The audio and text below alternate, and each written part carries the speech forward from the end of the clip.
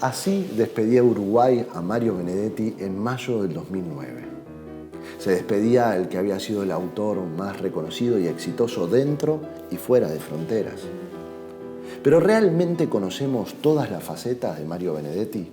Conocemos al poeta, al narrador, al escritor, al dramaturgo, al autor de canciones, al militante, al periodista, a la persona, al personaje Mario Benedetti. Mario Orlando Breno Hardy Hamlet, como figura en su partida de nacimiento que tengo acá, en lo que fue su propio escritorio, con sus bocetos, sus manuscritos de La borra del café, la letra de él, sus lapiceras, su lámpara, sus reconocibles lentes.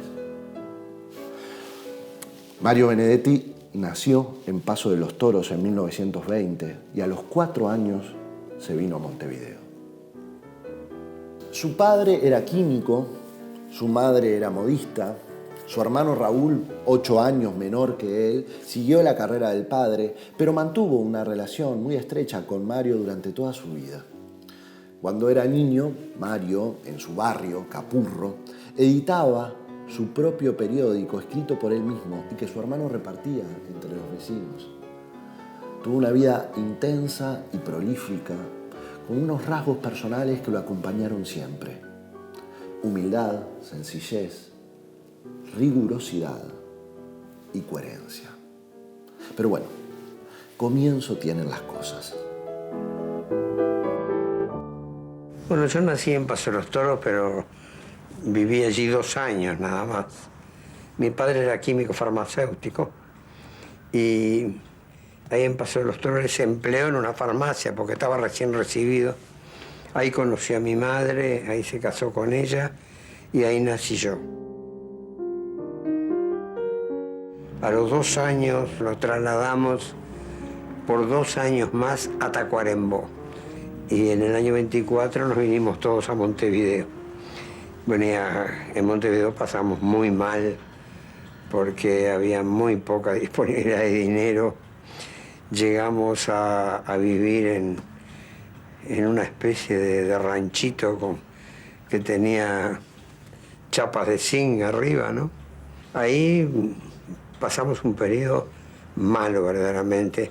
Vivíamos un poco de los trabajos que hacía mi madre, que siempre fue muy buena modista de niños.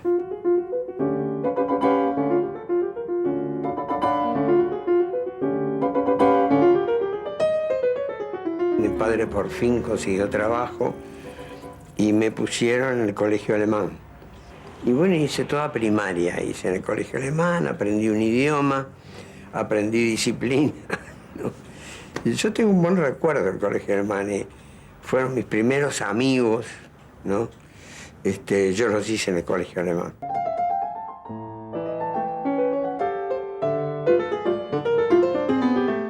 Mario no hizo estudios universitarios, no hizo ni terminó el liceo, no terminó segundo de liceo en Miranda. Por lo tanto, en Mario todo es autodidacta, todo. Su enorme acervo cultural, filosófico, sus varios idiomas que aprendió, todo surge de un esfuerzo solitario y tenaz que viene desde la adolescencia y que continúa a lo largo de su vida. Para lograr eso se necesita un gran sacrificio personal, porque en paralelo tenía que trabajar en temas que no tenían nada que ver con lo intelectual. Cuando yo me casé tenía 3 empleos. Trabajaba en lo de Piria, donde yo estuve 15 años, entré como pinche de contaduría, después fui oficial de contaduría, después fui jefe de contaduría, después fui gerente. Trabajé 15 años. Pero trabajaba en lo de Piria, trabajaba como traductor en un escritorio que tenía mucha correspondencia en inglés y en alemán. Y además era secretario de actas de la Federación de Básquetbol del Uruguay. O sea que tenía 3 empleos. Claro, porque tú eras taquígrafo. Yo era taquígrafo, claro. Sí, sí. Y con la taquigrafía me gané la vida mucho tiempo. Cuando Mario Benedetti deja los estudios secundarios para trabajar, comienza un periplo con unas características que lo acompañarían de ahí en más. Autoformación, creación y mucho trabajo. Al principio comienza como empleado en una casa de repuestos de automóviles, estudia taquigrafía, luego pasa a trabajar para la Escuela Logosófica siendo adolescente y viaja a Buenos Aires, donde descubre la poesía de Baldomero Fernández, su primera gran influencia, con un estilo accesible y sencillo. Ya de vuelta en Montevideo tiene varios trabajos, es funcionario público para la Contaduría General de la Nación, luego trabaja en la inmobiliaria Piria, entre otros trabajos. En 1946 se casa con Luz López Alegre, con quien comienza un noviazgo cuando ella tenía 13 años y él 14 años. Cuando empieza a trabajar para el semanario Marcha, a mediados de la década del 40, logra su vínculo con la llamada generación del 45, con Idea Vilariño, Carlos Maggi, Ángel Rama, Rodríguez Monegal, y logra así insertarse en pleno ambiente intelectual de la época. Si saltamos 30 años hacia adelante, nos ubicamos en pleno exilio español de Mario. Allí conoce a Hortensia Campanella, también exiliada, con quien comienza un vínculo que luego devendrá en amistad, y en el 2009, producto de ese vínculo, Hortensia escribe la biografía de Mario Benedetti, que se llama Mario Benedetti, un mito discretísimo.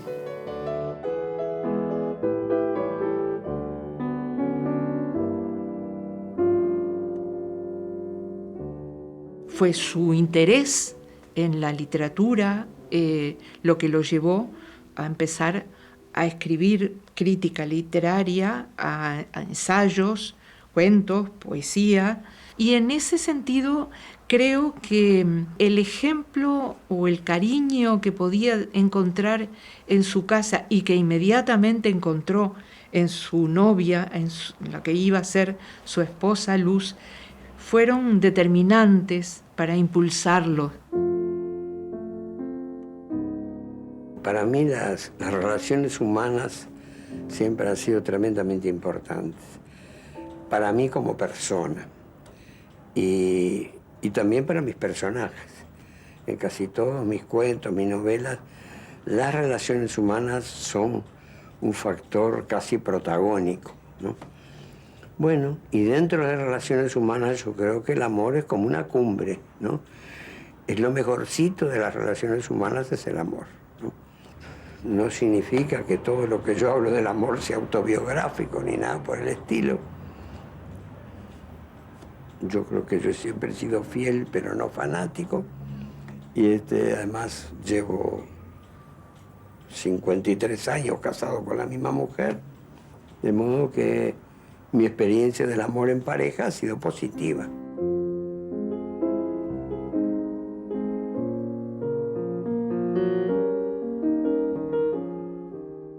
Hay un poema hermosísimo que se llama El Hijo, que es el único punto en toda su obra el que habla del hijo que no tuvo. Su carácter y el de Luz era muy afable con los niños, pero nunca encontré que tuviera una especie de dolor por la falta de los hijos.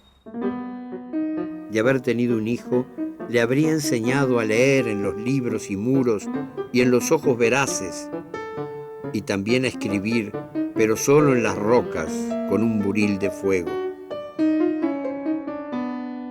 Luego de editar sus primeros 7 libros, financiados por él mismo, llegan sus primeros éxitos. En 1956 edita Poemas de la Oficina, en 1959 Montevideanos, en 1960 llega La Tregua, su novela más famosa, y El País de la Cola de Paja, un ensayo en donde él aborda con mirada crítica a la sociedad uruguaya. Todos estos trabajos son acompañados por una permanente actividad de él mismo como crítico y periodista. Pero además comienza la década en que el compromiso social y político de Mario encontrará nuevas formas de militancia.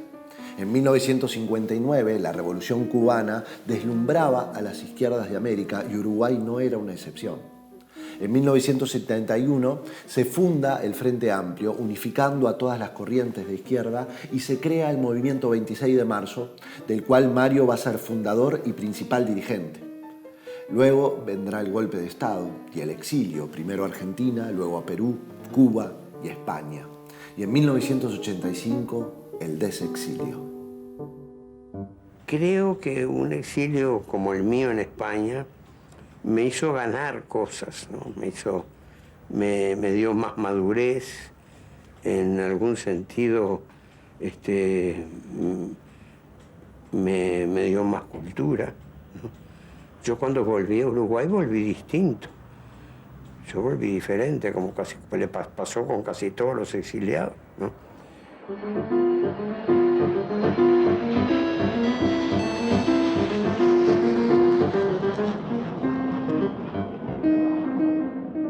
Es muy interesante ver el paralelismo enorme que hay entre la obra y la vida de Benedetti. No porque sea inmediata la referencia autobiográfica, sino porque nosotros podemos ir dilucidando qué es lo que pasaba en la vida al leer la obra, por el cariz sentimental, por el tono que se nota en poemas o en novelas. ¿Dónde está mi país? ¿Será que está conmigo, que viene y va conmigo, que al fin llega conmigo a mi país? Benedetti contaba que al desexiliarse, ni él era el mismo ni su país era el mismo, y que tuvieron que adaptarse el uno al otro. Comenzó a vivir alternadamente entre Madrid y Montevideo, evitando el frío invierno del sur que tanto mal le hacía a su asma, pero nunca dejó ni de trabajar ni de crear en ambos lados del océano. En 2006, víctima de Alzheimer, fallece Luz, su compañera, y esto fue un duro golpe para Mario, quien la acompañó hasta en el último minuto. En 2009, con 88 años de edad, fallece Mario Benedetti. Pero claro, fiel a su estilo detallado y ordenado, meticuloso, dejó un testamento en donde prevé al detalle el legado Benedetti. La creación de una fundación en donde él proponía a los integrantes que le iban a componer y los estatutos que iban a regir su funcionamiento, con dos objetivos principales. Primero, la promoción de la literatura, sobre todo en los jóvenes. Y luego, la defensa y el apoyo a los derechos humanos, con énfasis en los detenidos desaparecidos.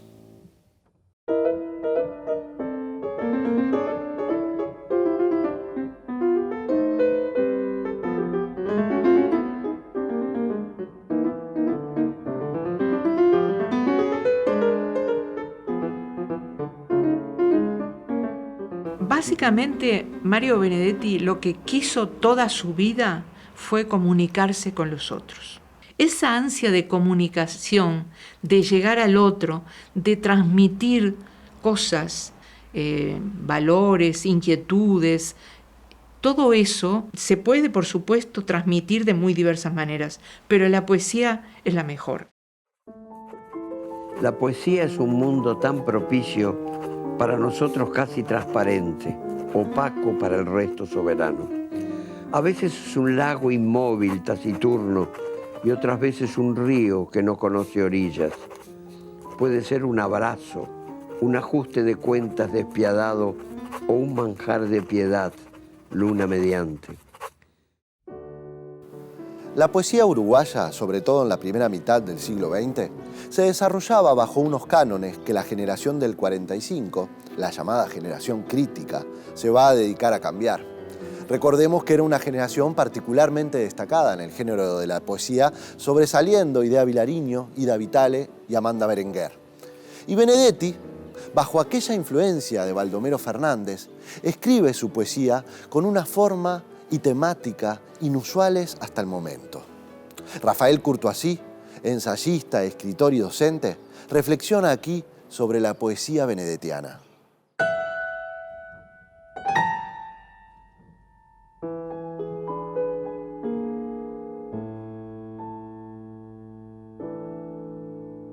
Y como poeta hay una irrupción de Benedetti en el panorama literario uruguayo muy rico del siglo XX, una irrupción que plantea un antes y un después en términos de la ruptura con la solemnidad. Y en aquella época la poesía que se escribía en Río de la Plata era toda muy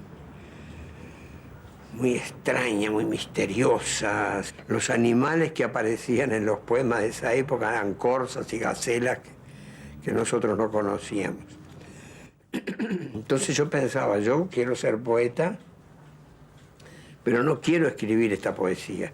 Yo quiero escribir una poesía sencilla, clara, además. De algún modo Benedetti, con Poemas de la Oficina, si bien sus primeros libros son más solemnes, más trascendentes, este tiene una trascendencia por el lado de lo coloquial, del tratarte de vos, de tú, y de romper con los sonetos y con las estructuras formales, más allá de que él las había cultivado. Nadie pedirá informes, ni balances, ni cifras, y solo tendré horario para morirme. Pero el cielo de veras, que no es este de ahora, ese cielo de cuando me jubile, habrá llegado demasiado tarde. Salgo yo escribiendo sobre las oficinas.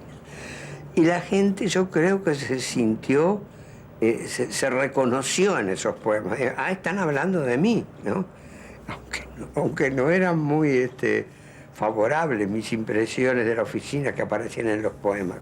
Es la figura que rompe la solemnidad y la rigidez en la poesía uruguaya. Y en ese sentido también abrió la poesía a un gran público. Es un fenómeno también de comunicación poética extraordinario.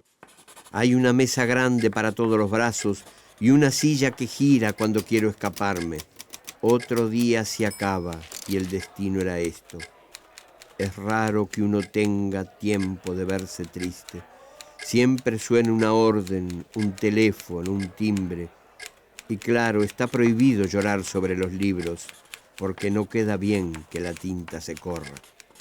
¿Cómo convertir en poesía lo que no es poesía? Yo creo que es facilísimo hablar de poéticamente de la belleza, de unos labios, de una rosa, de una mañana soleada. Pero el poeta de verdad es el que transforma en poesía las cosas cotidianas más antipoéticas, y esa fue un poco la misión.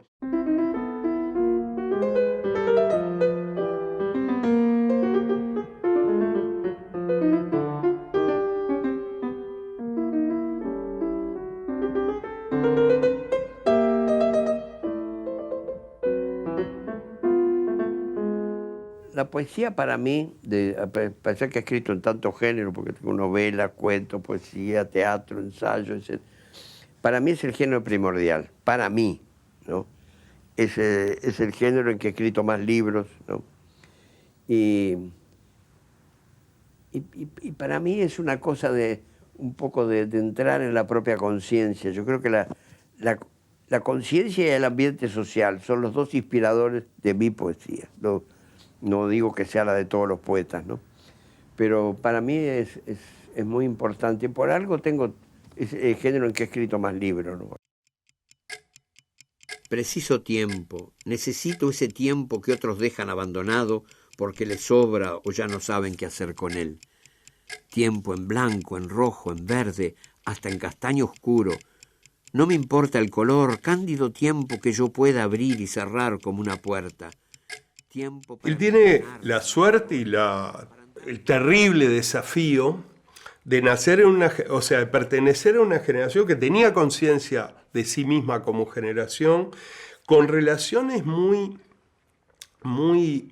fluidas. Es una generación que tiene conciencia de sí misma y quiere romper con el 30. Ahora, ¿por qué es el más conocido, el más famoso? Porque en el proyecto literario de Benedetti está la relación comunicacional, está la conciencia del lector. Esto no quiere decir que Benedetti escribiera para ciertos lectores. Al revés, él escribe como es él, con esa sencillez. Y eso llegó a lectores de una manera absoluta, mucho más que cualquiera de los grandes del 45.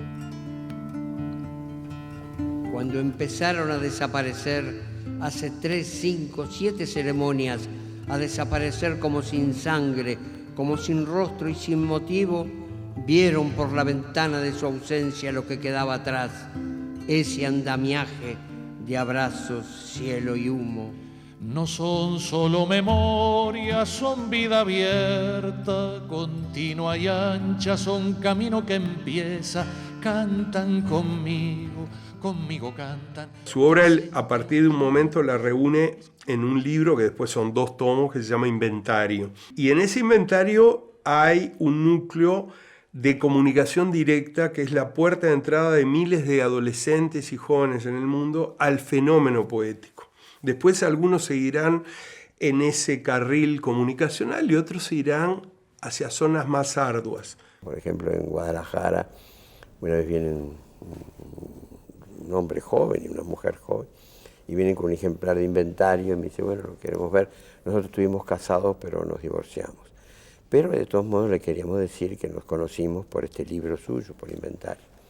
Bueno, estuvimos hablando un rato con ellos. Yo me quedé 3 días. El tercer día vuelven de nuevo, otra vez con el inventario. Mire, le queríamos decir que estuvimos otra vez leyendo Inventario y nos volvimos a casar.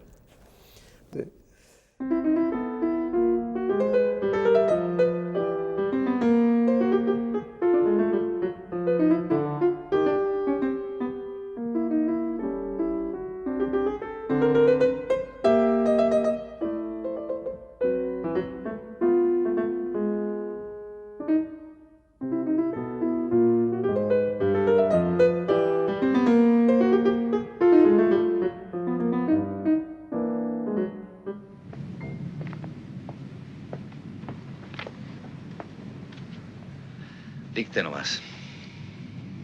Bancalari. No, espere. 500 bujías. ¿Dónde iba? Ah. Aquí hay un tilde en lápiz. ¿Ves? Si hacen tantos controles que prefiero marcar poco para que después no quede desprolijo. Es un tilde muy femenino.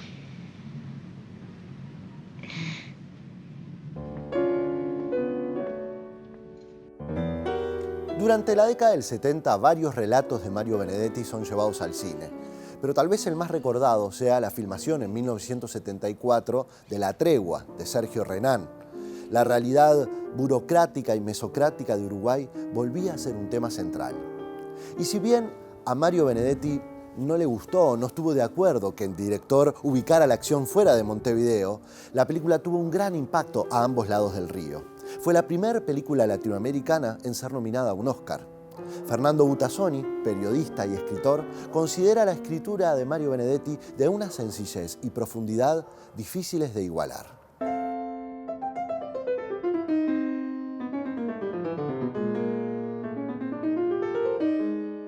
La narrativa de Benedetti aparenta una sencillez detrás de la cual hay una profundidad muy importante, ¿no? Es decir, él tiene obras, cuentos, alguna novela, que cuentan historias de apariencia sencilla, digamos, de apariencia lineal, sin grandes artilugios técnicos, pero que detrás de eso hay un trabajo terrible, impresionante, de pulimiento de la frase, de definición de los personajes, de hondura de cada uno de los gestos que los personajes ejecutan durante el transcurso del cuento o de la novela, ¿no? Y cada palabra tiene un peso específico, sobre todo en los cuentos. Y en la novela yo creo que en La Tregua él, yo siempre se lo decía, la clavó en el ángulo, ¿no? Es decir, él expresa un sentimiento y una sensibilidad que en ese momento era una sensibilidad que estaba a flor de piel. Una realidad que era tan,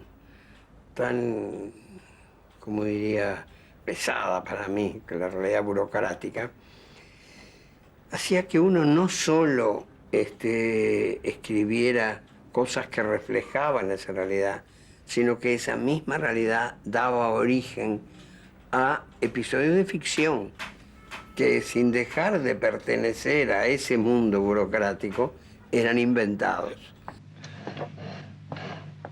Papá, ¿de veras pensás dejar el trabajo el año que viene? Claro.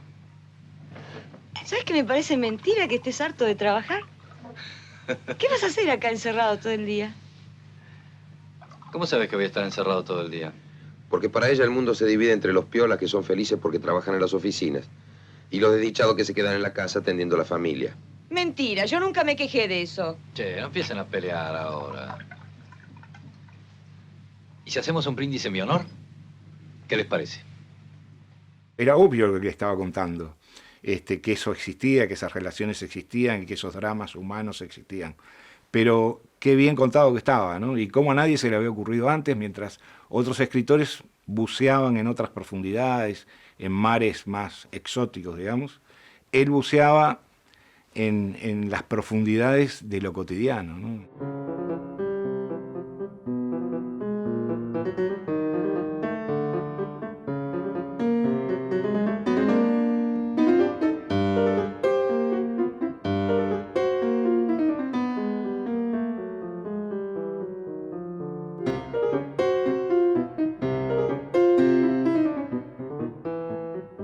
Un tipo de una llaneza que solo admite un gentilicio, que es montevideana, una llaneza montevideana. Entonces yo creo que Benedetti es justamente eso, y creo que eso es, ese espíritu, es lo que lo ha convertido en un ser universal, con proyecciones universales y con repiques universales de algunas ideas y algunos de sus pensamientos y una buena parte de su obra, ¿no?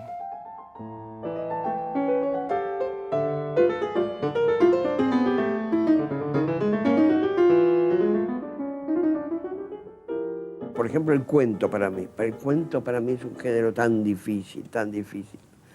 Porque, por ejemplo, en la novela, el narrador, la narración puede decaer y de pronto levantarse, incluso beneficia la novela, que de pronto la narración caiga y de pronto se levante. Eso va bien con la novela, pero en el cuento no se puede decaer.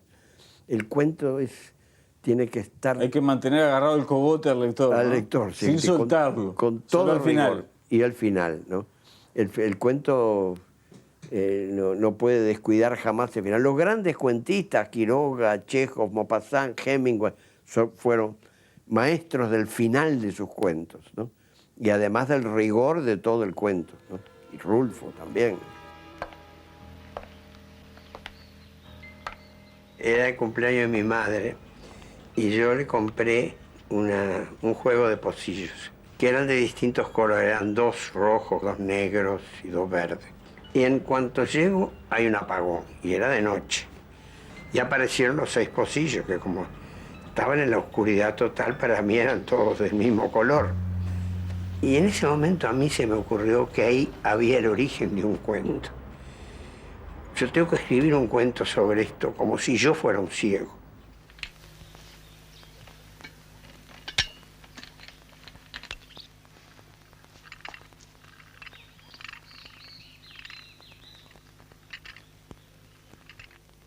No, querida. Hoy quiero tomar en el pocillo rojo.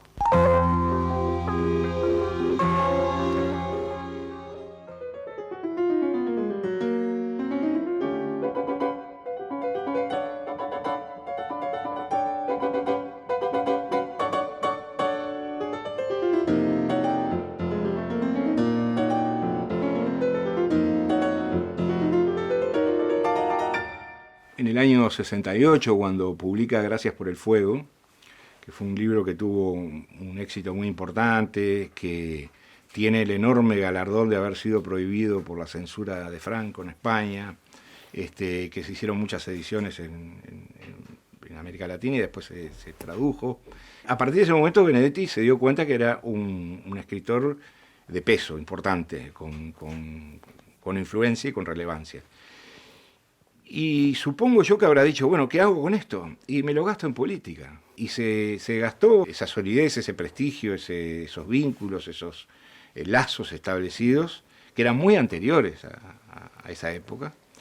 Hay cartas de Cortázar del año 63, cartas de Vargas Llosa del año 64, cartas de García Márquez de ese mismo año, en el cual expresaban su admiración por la obra de Benedetti. Bueno, creo que él decidió colocar ese capital intelectual y humano y artístico en determinadas causas, que eran las causas de la revolución, la causa de la justicia social, la causa de los compañeros, Compañeros, a nosotros no nos tiene que importar cómo van los negocios de la hilandería, si van bien o mal. Porque si nos tendría que importar eso, también nos tendría que importar cómo andan los caballos de carrera del Mundo Agudiño, cómo andan las acciones del Mundo Agudiño, cómo anda el diario El Mensajero del Mundo Agudiño. Pero no somos socios del Mundo Agudiño, compañeros. Mientras él escribe por otro lado, por el diario El Mensajero, que se debe suprimir el derecho de huelga.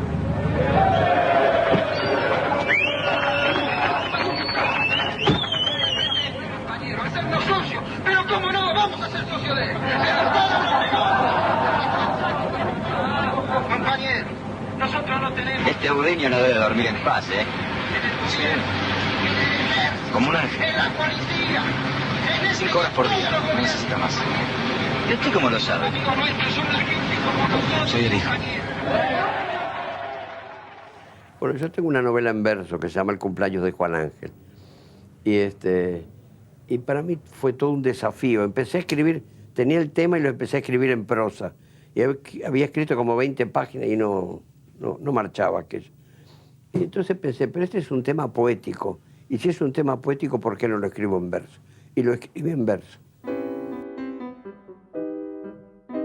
Es una innovación desde dos puntos de vista. Por un lado, desde el punto de vista formal, digamos, aunque no es la única novela en verso que existe en la historia de la literatura, pero fue una especie de cachetada en el corpus literario nacional, que además acusaba a Benedetti justamente de no ser innovador, de no tener posturas más innovadoras, más modernas, digamos, más... Bueno, El cumpleaños de Juan Ángel tuvo esa función. Fue además un libro muy valiente, escrito en un momento terrible de la vida del Uruguay, y se la dedica nada menos que a Raúl Sendic, al más, digamos, diabólico de los diablos de la sociedad uruguaya, ¿no? Creo que no fue un cachetazo, fueron 2 o 3 cachetazos al hilo. A mí el cumpleaños de Juan Ángel me representa sobre todo el Benedetti dispuesto a todo. Atrás de esa apariencia, digamos, apacible, calma, de hombre sereno, de buen oficinista, de la corbata siempre bien colocada, etcétera, había un tipo que dijo, yo me la juego y estoy dispuesto a todo. Y eso lo mostró en los hechos. Y ese jugarse, ese entregarlo todo, fue lo que lo llevó a salir a la calle como dirigente político. Fue una de las principales figuras del flamante movimiento 26 de marzo en las elecciones del 71. Y fue en esa militancia que conoció a la cantante Diane Denoir, con quien mantendría una amistad que lo acompañaría toda su vida. Pero la lucha por las causas que él creía justas no eran algo exclusivamente de la década del 70, sino que ya se había manifestado antes en la vida de Mario. Fue al principio de la década del 40 cuando él llegó a alistarse como voluntario para pelear junto con los aliados en la Segunda Guerra Mundial y por eso llegó a recibir instrucción militar. En 1952, cuando militaba en contra de un tratado que se estaba por firmar con los Estados Unidos, llega al Estadio Centenario. La primera vez que yo había firmado una cosa contra Estados Unidos, y entonces nos dieron, jugaban Nacional y Peñarol, y entonces nos dieron impreso la cosa contra el tratado que había firmado, y yo era la primera vez que firmaba, y estaba con todas las firmas. Y nos pidieron que fuéramos al estadio, que subiéramos a la torre, ¿cómo es? De los homenajes. Eso, bueno. Y que desde allí largáramos todos los cosas. Los volantes. Cumpliendo mi primera función de militante, subí arriba y largué unos cuantos cosas, y volví a mi asiento. Pero los papeles fueron más lentos que yo. Y de repente llegaron ahí y le cayeron a un señor que estaba delante mío. Y se puso a leer y, ¿cómo mienten estos comunistas? Dice, ¿por qué? Le dice el otro. Porque aquí figura Mario Benedetti y yo soy muy amigo de Mario Benedetti y él me aseguró que él no había firmado. Y entonces yo le toqué el hombro, ¿no? Y le digo, mire, ese otro Mario Benedetti que le dijo eso, yo también lo conozco, es un químico, pero el que firmó ahí soy yo, y yo también soy Mario Benedetti. Y le mostré el carnet de Nacional, donde decía Mario Benedetti, y dice el tipo, 50.000 personas, y me pasa a mí. Yo creo que Mario siempre fue un atento observador de lo que pasaba en el mundo. tenía también esa beta periodística, ¿no? De periodista y que miraba, se enteraba de lo que pasaba. Mario escuchaba mucha radio y siempre se informó mucho a través de la radio. Y en aquella época habían radios de Europa que informaban, ¿no? Le quedó esa cosa. Siempre estuvo atento a lo que pasaba. No se circunscribió al Uruguay. Entonces es lógico que fuera tomando una postura política. United Press International, urgente. Fidel Castro asume el gobierno de Cuba después de derrocar al frente de sus milicianos al presidente Fulgencio Batista. Aquí Radio Rebelde en el territorio libre de Cuba. Estaba muy influido por la Revolución Cubana. Me parecía que era la primera vez que mirábamos para adentro de América Latina. Sobre todo Uruguay, que estaba siempre muy influido por lo que venía de afuera. Me parece que la Revolución Cubana lo hizo mirarse para adentro, ¿no? Lo sacó al Uruguay de cierto marasmo, así, ¿no? De cierta indiferencia hacia la propia América Latina. Con el frente, Sereñi presidente, Juan Pablo. Cruzada de la victoria. El general Líber Sereñi tiene el país abierto para andar. Frente amplio. Yo en el año 69 me fui a vivir a Suiza, a Ginebra, y yo vuelvo a Uruguay a finales del 71. Y bueno, es la época donde que el Frente Amplio se empieza a conformar y yo elijo militar en el grupo que estaba Mario, en el movimiento que estaba Mario. Y al poco tiempo lo conocí y bueno, él me pidió que pasara a un estadio más cercano de militancia, más cercano a él. Y ahí, a partir de ahí empecé a conocer a la persona. A esa persona que te digo cercana, con el que no conoce, que escucha, que no impone su criterio, sino que escucha al otro, aunque al final en realidad casi siempre uno terminaba adoptando el criterio de él, que era mucho más sensato que el que nosotros los jóvenes teníamos, ¿no? Pero bueno, nosotros veníamos más... ¡Fua! Y Mario no era que te calmara, era que Mario razonaba con una visión mucho más a mediano y largo plazo, o sea, mucho más cauta y mucho más segura que la nuestra. Sentimos como una necesidad de comprometernos, ¿no? Por lo que estaba pasando en el continente. Y bueno, en aquel momento se crearon varios movimientos y más, y se creó ese movimiento 26 de marzo con una iniciación un poco confusa, ¿no? De todos modos, al principio a mí me pareció que era un lugar donde yo podía estar. Yo nunca había militado en ningún movimiento político, nunca, fue la primera vez. Bueno, y como en todo movimiento que empieza un poco de la nada, tuvo muchas contradicciones desde el comienzo. Y bueno, yo incluso fui orador político del movimiento, de esas cosas que todavía ni siquiera las comprendo, como actitud de subirme a una tribuna y hablar ante 30 o 40 mil personas, era terrible para mí. Mario nunca fue un señor que le gustaba aparecer y mostrarse. Eso ya está dentro de su personalidad, esa cosa austera que te dije al principio de Mario. Yo creo que Mario, por un lado, se daba cuenta de la necesidad que había de hablar. Era un momento en que hablaba Mario, hablaba Selmar, sobre todo cuando se formó la corriente, ¿no? Hablaba Selmar, hablaba Lo Roballo, hablaba Mario, hablaba Chiflet. A Mario creo que lo que le daba pánico era estar hablando y que le venga un ataque de asma. Que en esa época era bravo el asma. Mario tenía un tubo de oxígeno en su casa. Para mí fue muy violento ese dirigente político, porque lógicamente si uno está en un movimiento o en un frente y ese movimiento toma determinadas actitudes y uno tiene que dar un discurso al público, tiene que seguir esa actitud. Entonces yo muchas veces tuve que hacer discursos ante un público muy numeroso diciendo cosas en las que yo no estaba totalmente de acuerdo.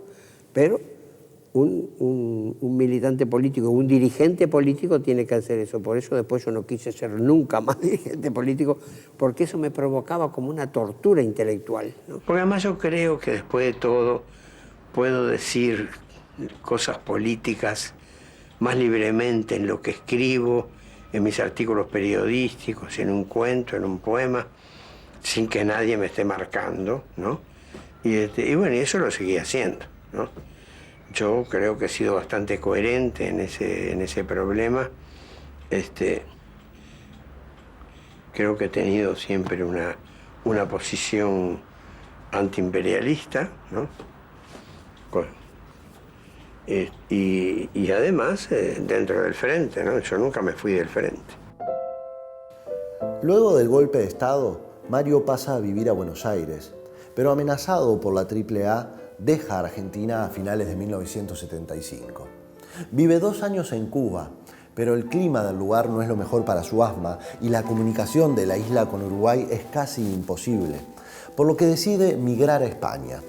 Al principio vive en Mallorca, pero finalmente se radica en Madrid. Durante todo ese tiempo, Mario va a sostener su producción como escritor y periodista a través de charlas y conferencias, y también sostendrá su vínculo y compromiso con los uruguayos exiliados en el extranjero. Pero finalmente va a llegar el momento del desexilio, de su encuentro con un Uruguay marcado por la dictadura, más mezquino, diría él.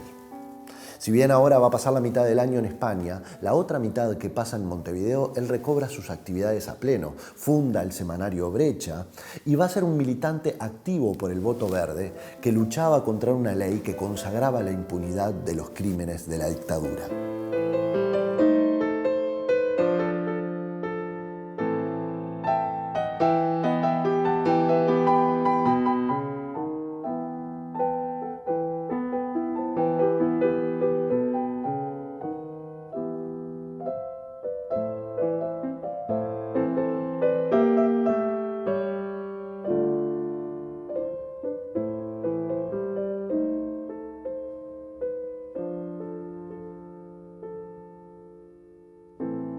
Cuando fuimos volviendo, ¿no?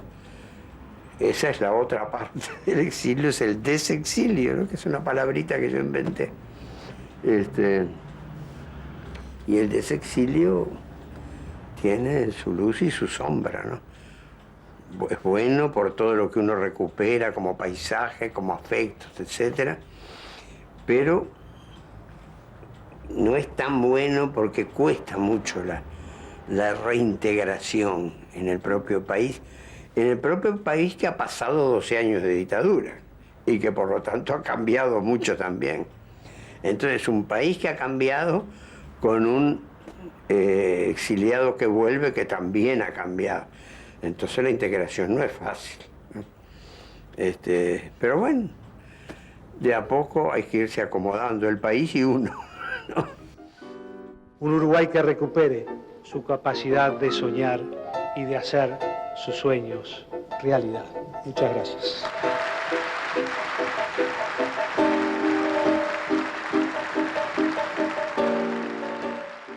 Para mí fue muy emocionante estar ahí, ¿no? Bueno, que Tabaré me viniera a dar un abrazo y demás. También estuve con los presidentes de Argentina y de Chile. Pero eran como sentimientos encontrados. Por un lado, esa gran alegría de vivir ese momento tan esperado y encontrarme con tantos amigos allí, y también detectar la ausencia de otros tantos amigos y de gente que luchó por este cambio, empezando por el propio Sereñi, ¿no? Que hubiera sido para él el mayor instante de felicidad, ¿no? Haber estado presente.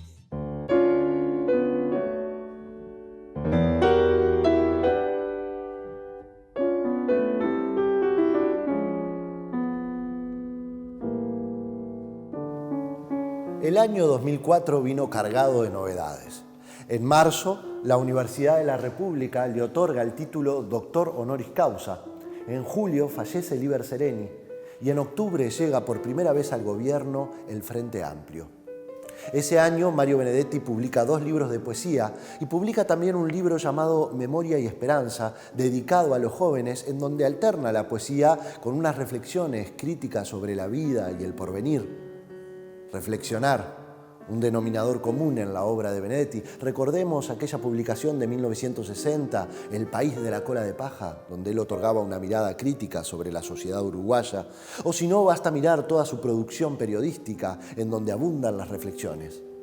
Para dar cuenta de esto, Pablo Roca, ensayista, docente y crítico literario, recopiló en 3 tomos como este una investigación realizada para la Universidad de la República.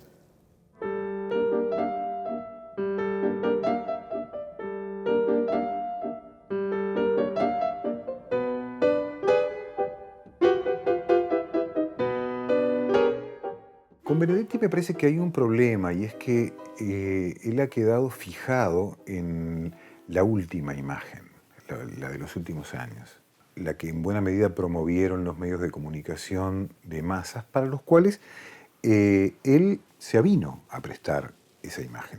Posiblemente esa imagen tapó toda esa otra zona de su obra, que es, por ejemplo, su obra como crítico literario, como ensayista, como cronista en la prensa.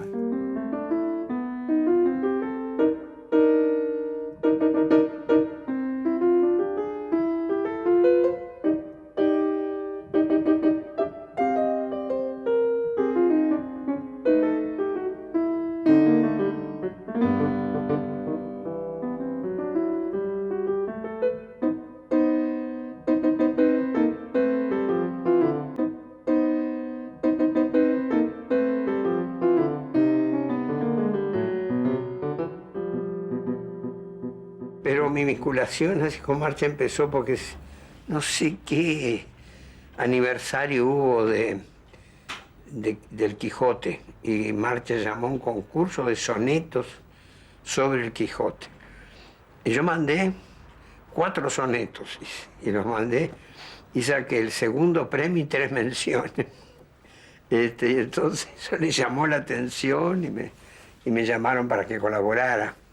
Y de ahí vino mi vinculación con Rodríguez Monegal, y con Idia Vilariño, con todo ese grupo que era un poco la generación del 45. Yo me vinculé tarde a la generación del 45.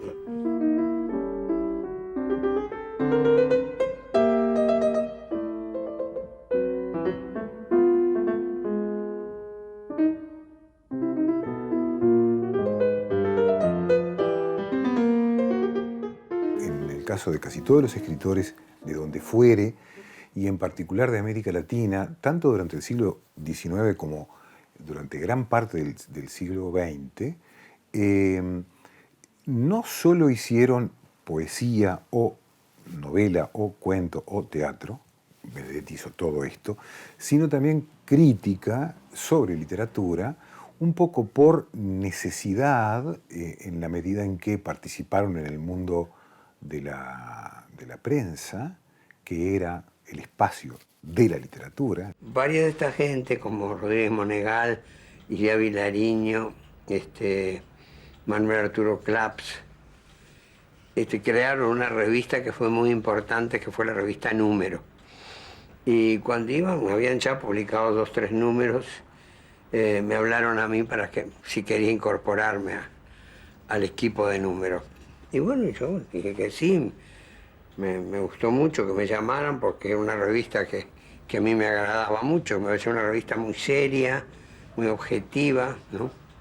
Y ahí trabajé muchos años en la revista Número. Pero para mí fue una experiencia muy útil eso de la revista Número, porque era gente que ejercía la crítica con mucha seriedad. Y entonces para mí eso fue muy aleccionante, ¿no? Sabía, y no había más remedio que hacerlo, aquí y en cualquier otra parte, que la única manera de formarse como escritor era leyendo a otros, y la mejor manera de convertirse en un escritor con una obra propia era discutiendo a otros. Bueno, el campo eran las revistas y el periodismo. Cuando yo trabajaba como periodista en el diario en el diario de Montevideo. Resulta que el ANCAP había sacado un whisky, el primer whisky nacional. Y entonces en el diario me mandaron a que le hiciera una entrevista al presidente de ANCAP. Entonces yo fui y me recibió lo más bien. Y dice, bueno, miren, le voy a dar a probar el whisky uruguayo. Y además te lo dio a comparar, ¿no? Sí, y entonces me puso como 9 botellas de whiskies extranjeros, de whiskies importados. Y yo me agarré una mamúa de esa, porque nunca más me pasó. Y tanto que salí agarrándome de las paredes. Me metí en el Cine Plaza, no sé si se llamaba Plaza en aquella época. Me metí en el Cine Plaza y pasaron 3 veces la película y yo no. Y curiosamente digo, ¿y ahora cómo hago? Y miro la libreta de taquigrafía y había tomado en taquigrafía todo lo que me había dicho el presidente de ANCAP. Y entonces fui al diario y en la nota que hice conté todo eso. Conté lo que me había pasado. Y una nota que tuvo bastante éxito porque era muy pintoresca.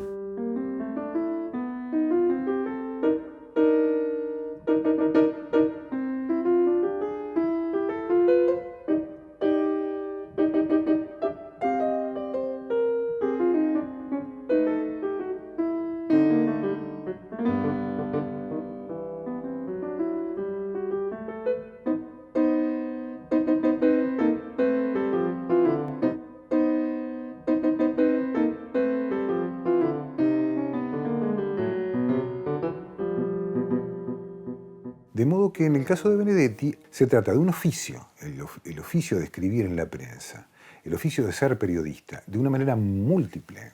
Él escribe en muchos lugares, escribe en medios que son para minorías, como la revista Marginalia, la revista Número, antes de irse al exilio. Dos ejemplos.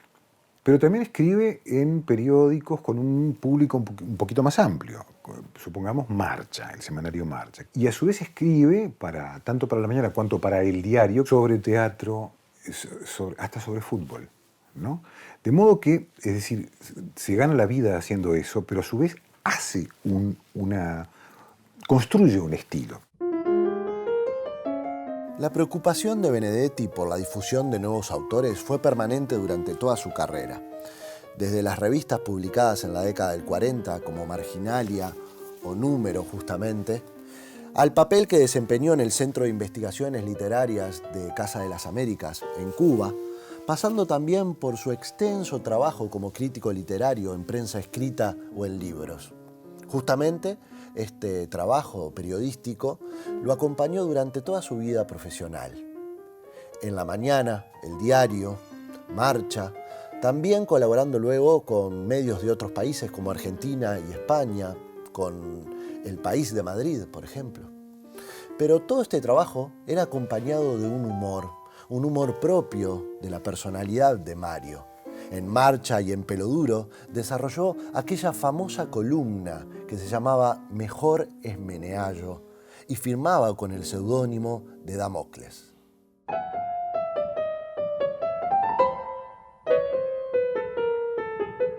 En el Quijote, claro. Creo que es Sancho que dice, peor es Meneallo. Y entonces yo le doy vuelta, le digo, no, mejor es Meneallo. Peor es Meneallo porque no hay que hablar de ciertas cosas. Ese era el peor es Meneallo. Le digo, mejor es Meneallo, hay que hablar de ciertas cosas. Y Damocles por lo de la espada. Por la espada de Damocles, ¿no? Porque uno sabía que escribiendo cosas humorísticas contra el gobierno, porque realmente eran contra el gobierno, contra Estados Unidos, yo tenía una espada de Damocles, ¿no? Yo me acuerdo cuando publicaba el Damocles en Marcha, y no siempre tenía ganas de escribir algo gracioso, y a veces no me salían tan graciosos. Y la gente en la calle me decía, ¿cómo escribiste eso que no me hizo reír? Tenés que hacerme reír, me decía la gente en la calle. Y era difícil para mí. Me daba más trabajo escribir una crónica de Damocles que un cuento.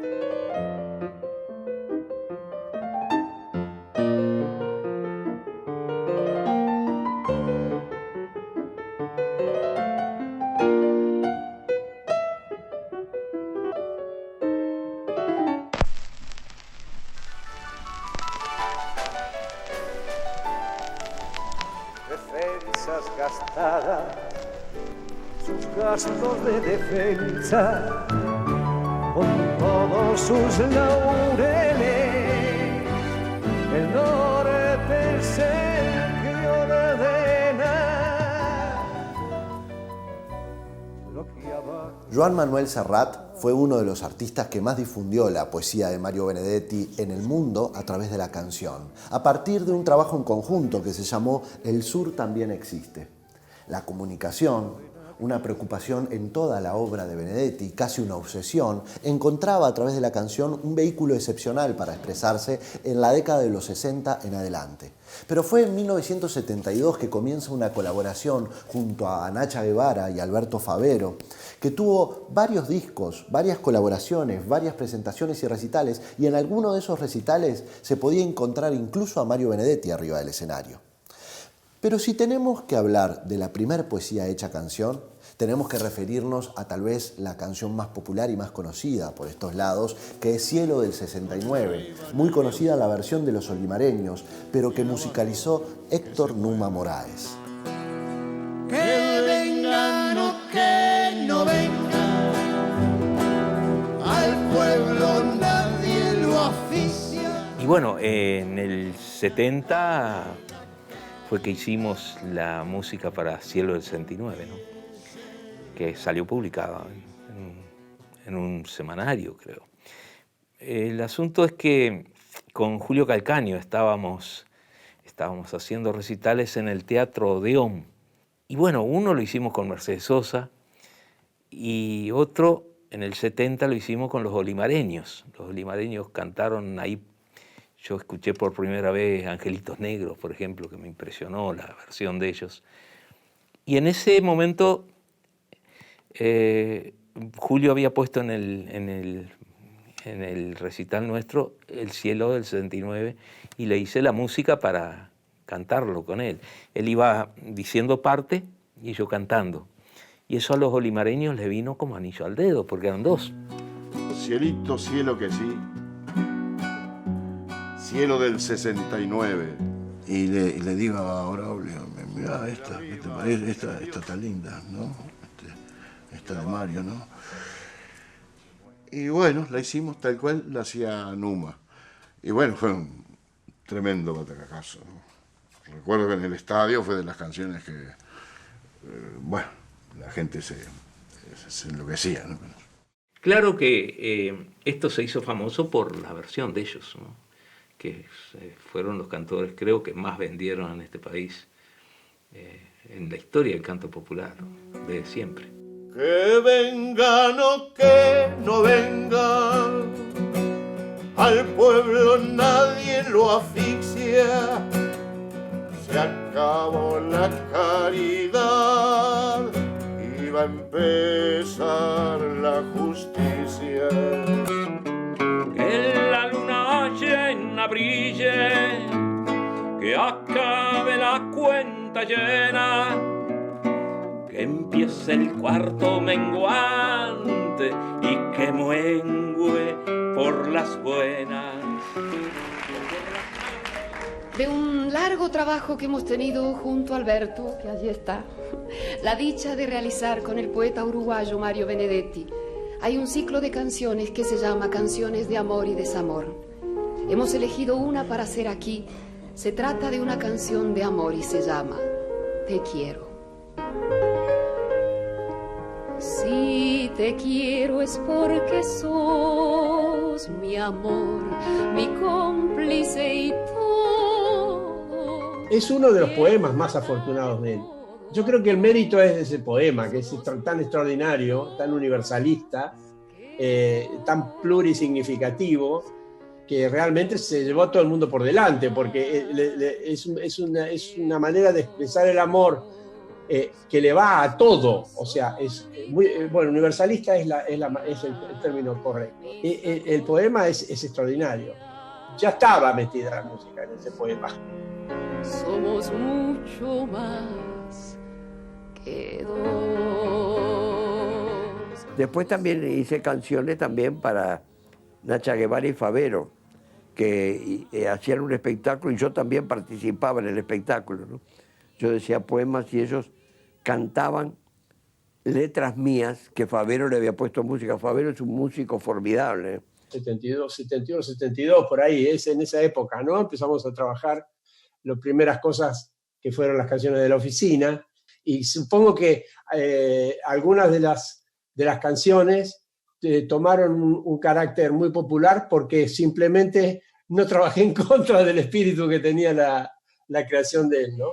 Algunos cantan victoria porque el pueblo paga vidas, pero esas mujeres queridas van escribiendo la historia, pero esas mujeres... Son canciones atemporales, la mayoría de ellas. Tienen la maravillosa música de Favero, o sea que es una conjunción de talentos que no se da siempre, que se da pocas veces en la vida.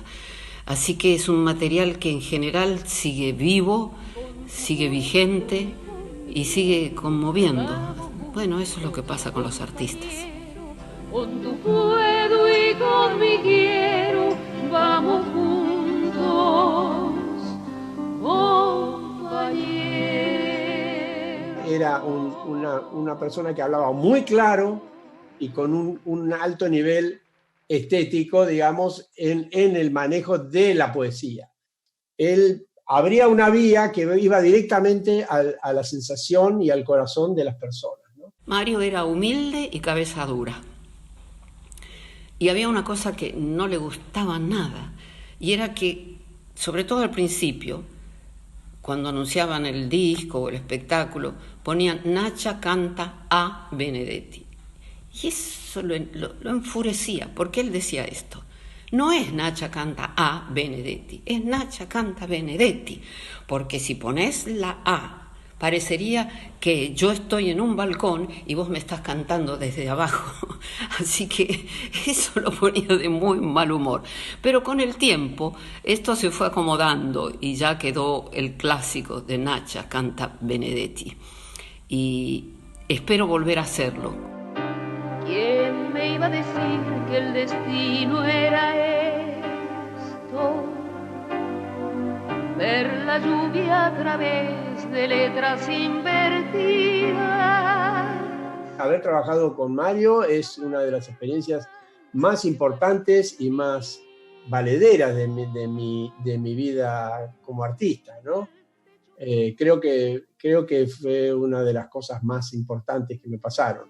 Usted preguntará por qué cantamos. Cantamos porque el río está sonando y cuando suena el río, suena el río. Cantamos porque el cruel tiene nombre y en cambio tiene nombre su destino. La poesía de Mario Benedetti sigue siendo una fuente de inspiración inagotable para artistas de diversas generaciones y de los más distintos géneros, desde el rock hasta la balada, pasando por el tango y hasta el rap.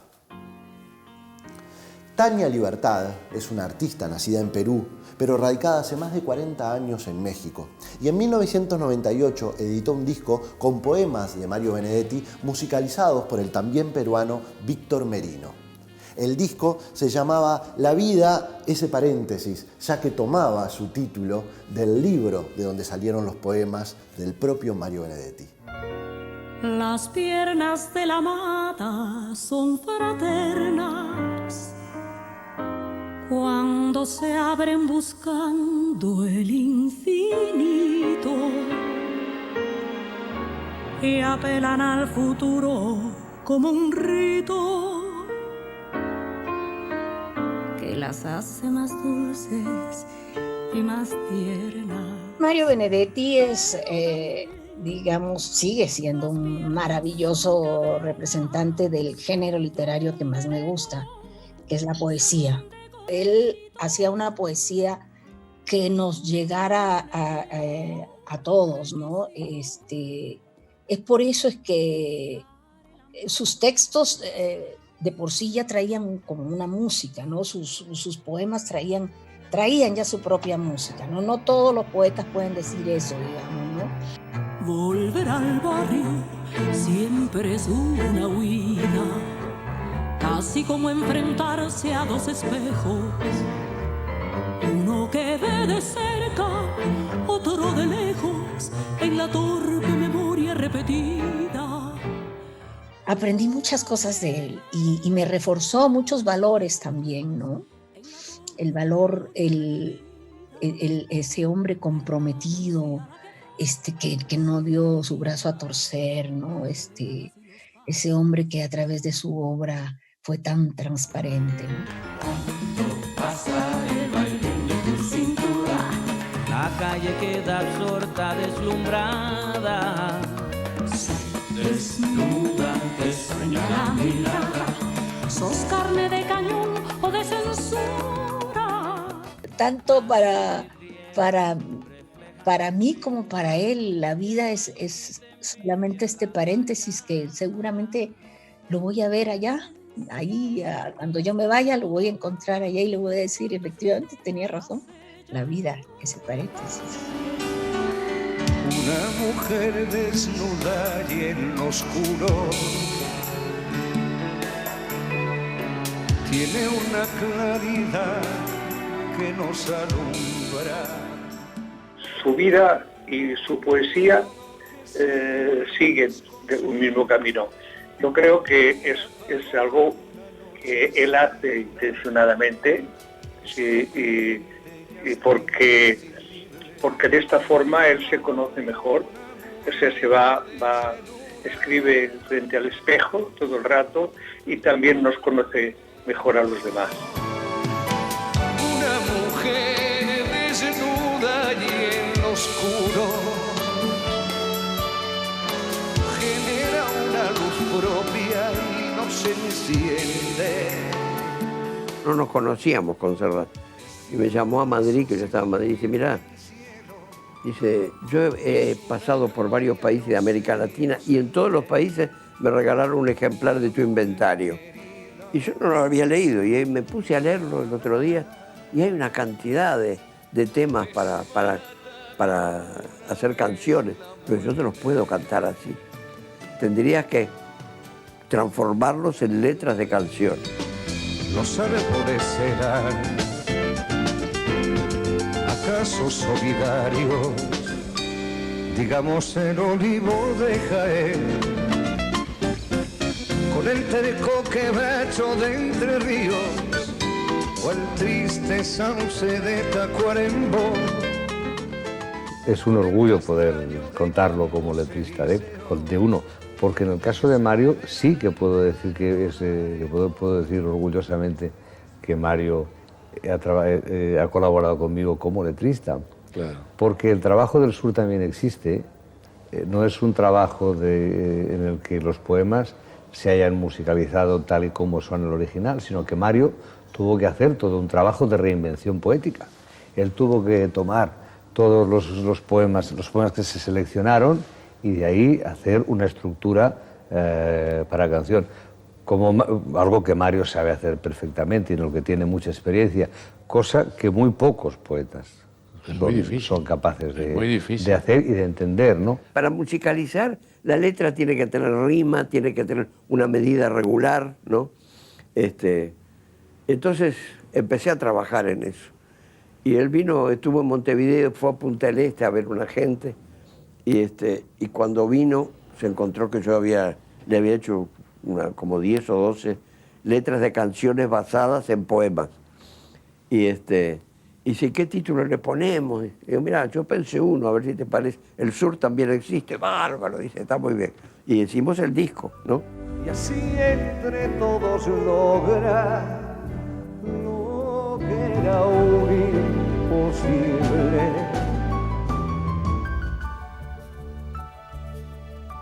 Que todo el mundo sepa que el sur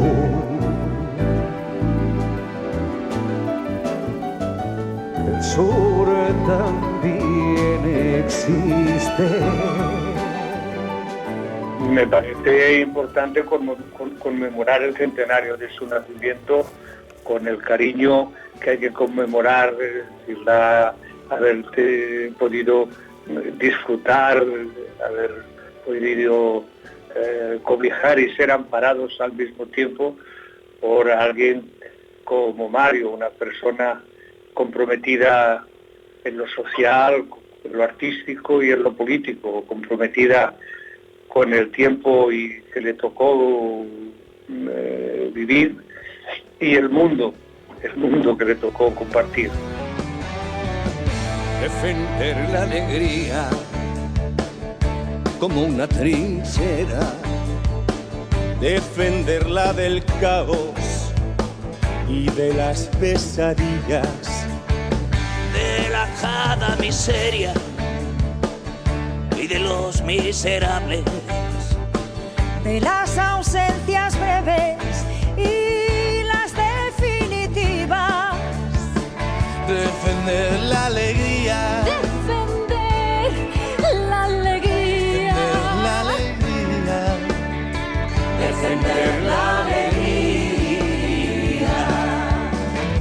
defender la alegría como un atributo, defenderla del pasmo y de las anestesias.